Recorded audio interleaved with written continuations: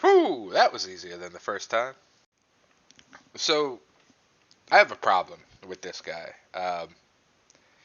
He's the one who started this. Like, I watched his first video. He made a video called Undeniable Proofs of God, and then proceeded to not provide any proofs of God in that entire video. It made me physically upset.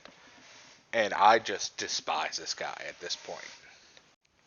There was one point in the video where had he was comparing the God as we've come to know him against like Zeus or other gods that have been uh, talked about, and it was the most arrogant fucking thing I have ever heard. He's like, how can you put God above these other lower gods in which they were created from his image?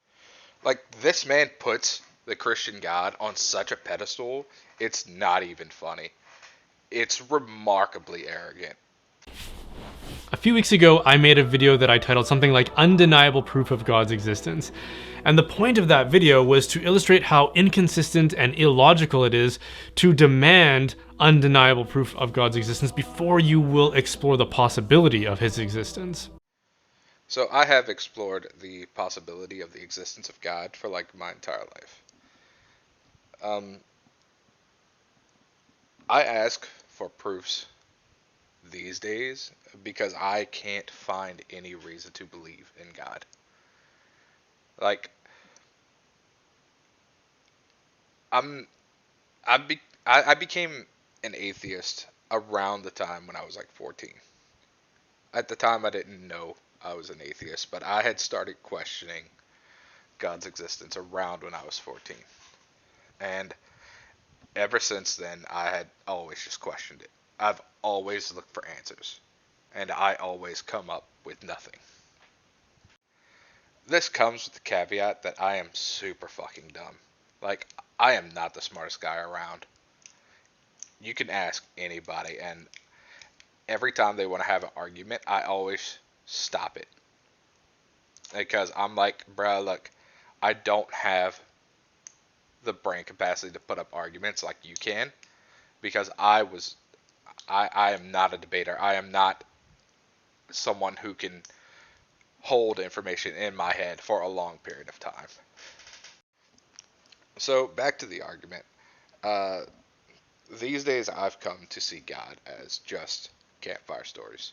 Stories you tell children to calm their mind, ease them in times of tragic events, need, whatever. And unfortunately, a large portion of people commenting on that video expressed feelings of having been cheated by the fact that they thought I was promising to deliver undeniable proof. So is it wrong to assume someone will provide undeniable proof of God when they label the title Undeniable Proof of God? Why is that such a wrong thing? Like, your video is titled Undeniable Proof of God. So therefore, we would expect undeniable proof of God, but which you provided nothing. And while so many became fixated on the title of that video, the actual thesis of that video was left unanswered by these critics, including some who made video responses of their own. No. That video was answered. So I thought I'd do a follow-up to that video to try to illustrate the point of that video a little bit better, while also offering a proof that so many complained was absent in the other video. But you're not going to provide any proof. I've already watched this video. And to me, coming from a dumb motherfucker, what it looks like is you presenting the Kalam cosmological argument, just expanded. That's what it looks like to me. It doesn't look like you're providing any proof at all. So before I present the proof in question here, I want to provide a little more context about it, as well as an explanation for how I'm going to present it and why.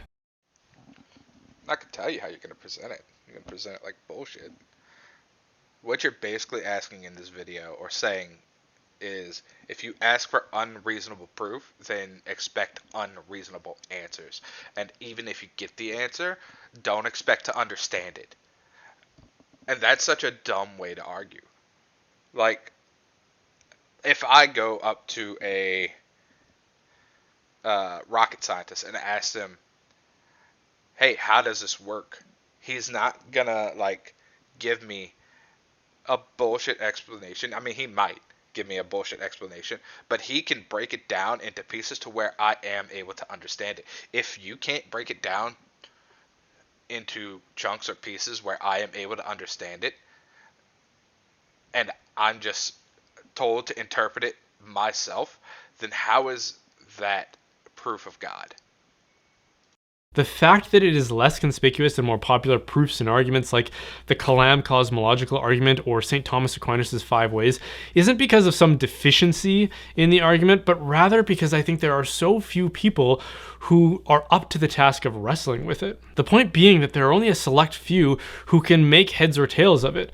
And what this means is that this may very well represent the limits of what human thought can produce on the question of God's existence. And that's your argument. Humans aren't capable of comprehending God's existence, so don't even ask for proof of God's existence.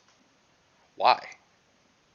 We want to know. Like, if there is a God, we want to know if he exists, what his plan is, if there is a plan. That's why wouldn't we want to know that? We're exploring space and trying to find more life in the universe. We want to. Wouldn't you want to know what they want? What they know? Like, I'm so confused. For example, in many of the responses to my previous video, quite a few people said that anything that exists must be empirically demonstrable. And since nobody's been able to do that in the case of God, or so it's claimed, then there is no proof of God's existence. But the claim that the only kind of valid knowledge is empirical knowledge is not itself empirically proven.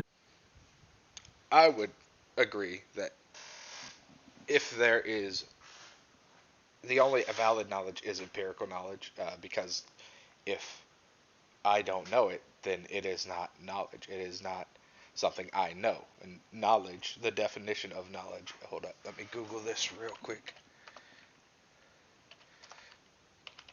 Definition of knowledge.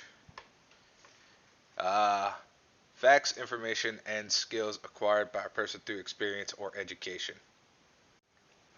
The definition of empirical knowledge, from what I can find on Google,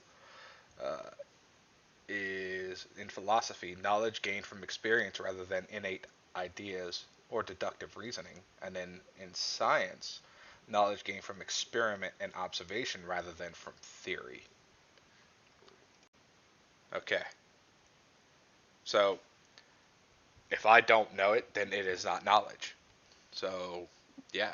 The other thing I should mention, because this may seem curious, but I think I have good reason for doing this, which reinforces the point and the thesis of this video, is that I'm not going to tell you who came up with this proof, except to say that for anyone who is familiar with them, they are universally acknowledged as one of the greatest minds to ever exist. Full stop. The takeaway from that should be that before anyone convinces themselves that they have a valid refutation of this argument, they will also have to convince themselves that they have somehow detected an error that one of the greatest logicians ever somehow missed. Which is to say, what's more likely, that they're wrong or that you're wrong? The reason I'm not going to reveal the originator of this proof is because I want you and you alone to either concede it or refute it without running away to some other source to do the heavy lifting of refuting it for you. Because you're the one asking for reasonable, rational proof in this case. If you have to go to somebody else to do the heavy lifting to refute it for you,